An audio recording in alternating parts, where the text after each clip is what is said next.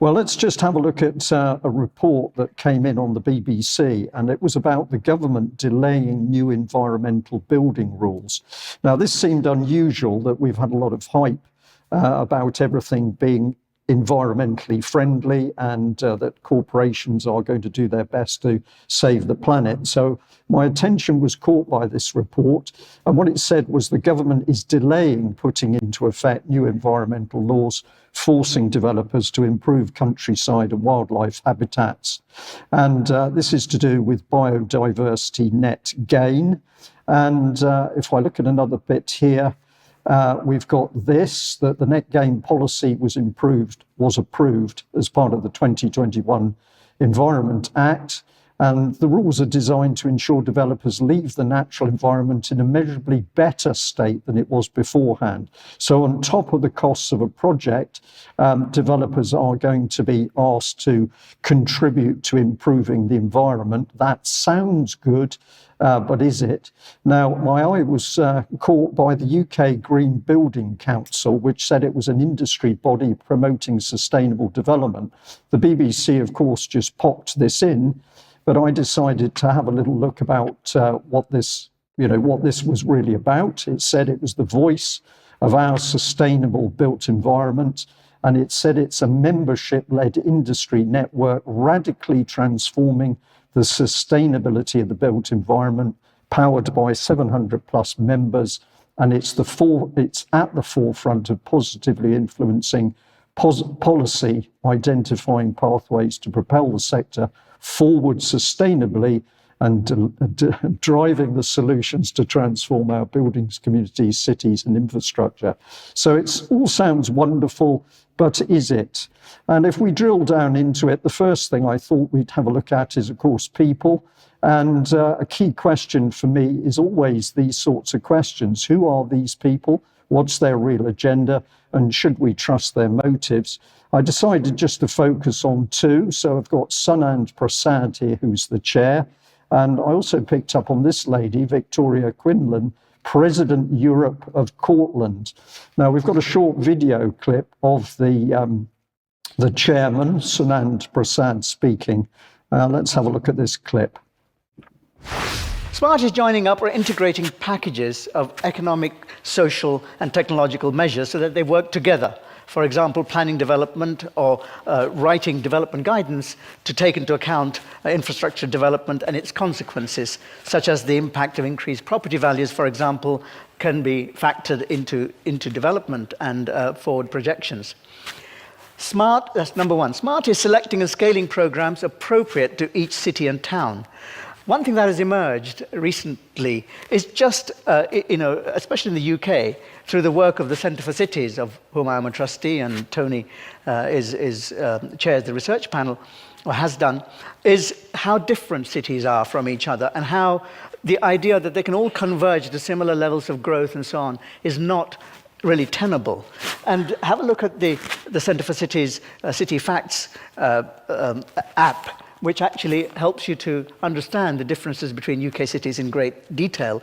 And it's these differences and this adaptation of measures to actually the scale and the opportunities really in the city is what I would call SMART. In some places, for example, you would actually suggest that there'll be zero growth. But rather than lament the zero growth, how do we deal with that? Now, that would be SMART. SMART is joining up with other cities so that the learning spreads. This beautiful graphic, by the way, is a diagram of worldwide internet connections. You can just about see the world emerging underneath that. So some organizations fear, not so much cities necessarily, the idea of sharing too much information on grounds of competitiveness. But that era of hoarding intellectual property is surely over. And I think one of the features of the smart city will be open data, open sharing of data in this way, but actually it does come with a caution, and I think it requires a kind of a citizenry that is able to properly use it. Well, there we are. Should we trust that man? I mean, he's very measured. He comes across in a very nice way. But of course, ultimately, all of the policy is global.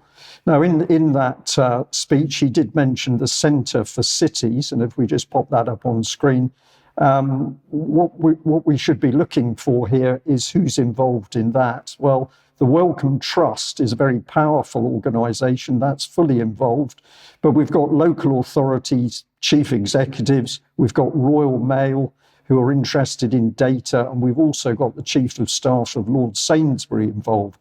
So once again, this is the great and good. We're not too sure what they're up to, but if we come back to our look at other big players, we mentioned this lady. Now, the company is Cortland, and Victoria here is appointed as a new president. So let's have a look at what she's really involved in.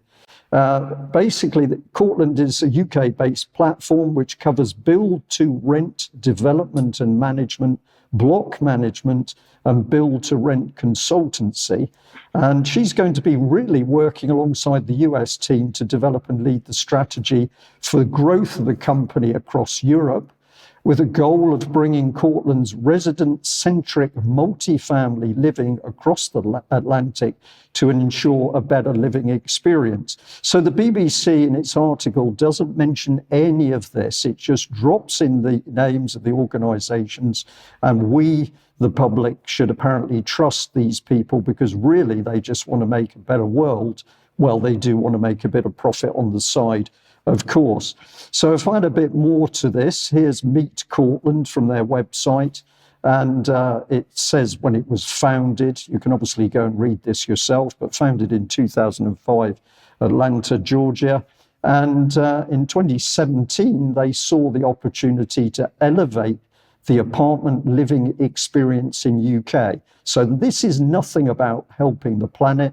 This is about powerful corporations coming in order to build buildings for us to rent. We will own nothing, but we'll be happy. So if we give you a quote from Victoria Quinlan herself, I'm delighted to be joining Cortland during this exciting growth phase of its European platform. Cortland's unrivaled reputation and experience in the US, combined with a host of incredible opportunity and a talented team in the UK and Ireland, make this the perfect moment to further enhance a, quote, market-leading building. So the real agenda, it seems to me, is actually to penetrate the UK market to enhance business and profits.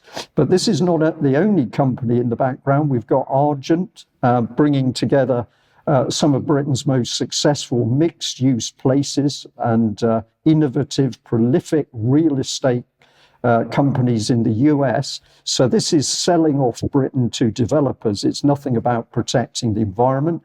We've got this gentleman who's in the background, Jerome Frost, OBA, Arab chairman. And if we have a little look at his track record, we quickly see that he's involved as a global cities leader.